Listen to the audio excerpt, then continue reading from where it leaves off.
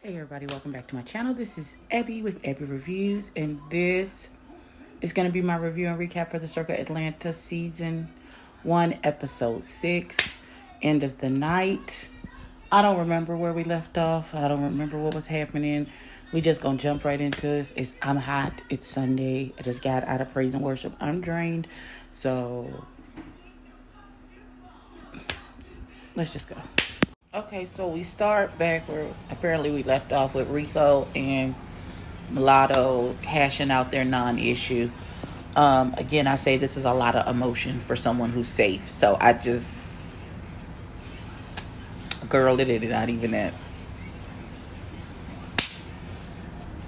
unnecessary. So they hash it out. Everybody's good. They just gonna leave the Melly B and Jewel situation alone because they're gonna let it lie and it's gonna be what it is. And they talking about Jewel is taking on another grown person's issues with another adult, so it's gonna be what it is. Now we at the studio with Martell, Rico, and Euegene, and they finna do a song together. They say their pens is something terrible. They put the pen and pad. They finna go in the studio and pull out the hot shit. So let's see how that works out. All right. So the boyfriends, Martell's boyfriends, show up to the studio, I guess, to be supportive and rah-rah and all that for the boo. Super cute.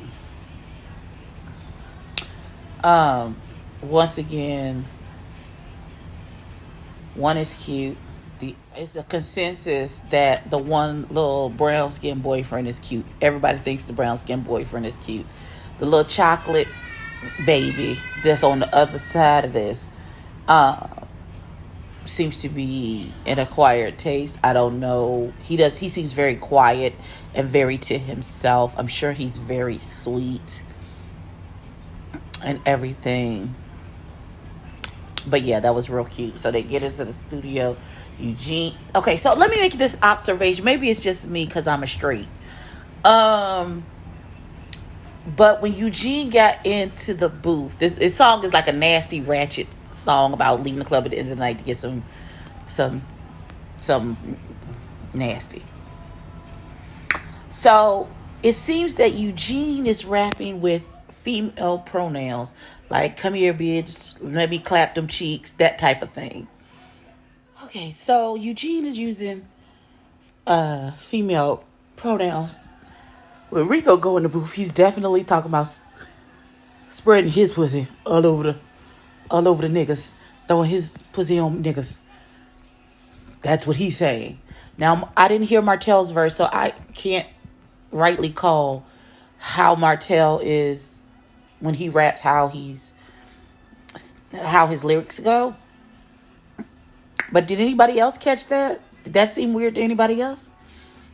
Because when Euegene was rapping, talking about, bitch, I'm going to clap these cheeks, and why you scared of showing your cat, I was like, wait, what? That wasn't what I was expecting. Confusion is me. But the song sounds hot. And they talk about doing videos and shit. Oh, listen. Go off, gentlemen. We love to see it. Okay, so Melly B and Friends, which is Alyssa, Dante, Mulatto, and Rico. Melly B is having like a barbecue cookout situation at his house. He's only inviting certain people. Jewel and Martell are persona non grata, not in his home. So they're not invited to that particular situation. They're trying to figure out who they should invite. Should they invite Tevin and Mega Body and all that stuff? And Dante goes into this whole thing about Tevin asking him on the date, but he really wasn't. He's not really attracted to Tevin. But she was trying to get head from him before. Like, I don't, like, okay.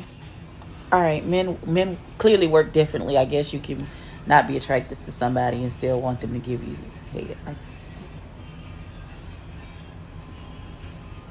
I'm gonna mind my motherfucking business. But I feel like here for this little circle chat moment. It's giving me very The Circle on Netflix, where only the people can see each other. But yeah, they got Alyssa on the phone. I think she's gonna come to Trap Bingo and the speed dating event. I don't know if she's gonna make it to the barbecue. But with all of these invitations for all of these events flying out to different people, I have a feeling deep down in my shanana that somebody is going to try and be funny and invite this girl to this boy's house, and it's going to go left. But and my question is, why would you bring you and him don't get along, even if you are somebody's plus one? Why would you come to this child's house? Because I feel like that's some trifling shit that she would do. But we'll see. Okay, these circle chat conversations are super cute. It shows everybody is starting to build friendships and stuff. Apparently Dante is trying to make a run at Megabody. So they talk about he gonna be at the speed dating event, or ducked off in the corner talking to Megabody, and then Mulatto was like, and then go home with Melly. Ooh. Oh no. And then Melly has a conversation with Euegene and invites him to his home for the barbecue, and he said he was going to invite everybody, but we just want to have a good night. We don't want a bunch of arguing about talking and bringing up shit. So I just want to know who is going to be the one. Is it you? Is it you? Is it you? So is Euegene. Because Eugene's get his retarded. This is why I say you're not good as a mediator, sir. You get your ass on the phone with Martell and Jewel, and y'all having a conversation, which is fine. They have the conversation, and Jewel's telling her side of the story because she really didn't get a chance to talk at the table, and all of these things. And so then Euegene invites Martell to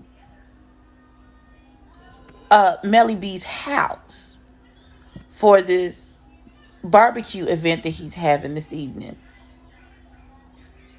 Martell is not invited. Who gave Euegene the auspice, the audacity, the agency to invite someone to someone else's house? Who raised you? You ain't got no home training. You don't invite. You barely got invited to his house. How you gonna invite somebody else? They talk about, oh, Jewel, I would invite you, but y'all not getting along. Jewel said, I would never. I owe Jewel an apology. My apology. I made an assumption that you would actually take your behind over to somebody's house that you weren't invited to. I apologize. But Martell literally just said to Euegene, just said to Euegene, am I invited? He said, well, he didn't say you could not come. It's Euegene fucking it up again. For real. How you gonna invite somebody to somebody else's house? That's without you clearing it with the person whose house it is. Again, this goes to my extended apology to Jewel, who actually has the fucking voice of reason in this conversation. She said to Euegene, the man said he's inviting the people from his side of the table. Martell was sitting literally right next to me. Why would you think that means that he's invited to this situation? Euegene is like, well, them two don't have a problem, so I don't see why not. Yet, let me get my hair out my eye. Really? Really? You're that naive? Oh.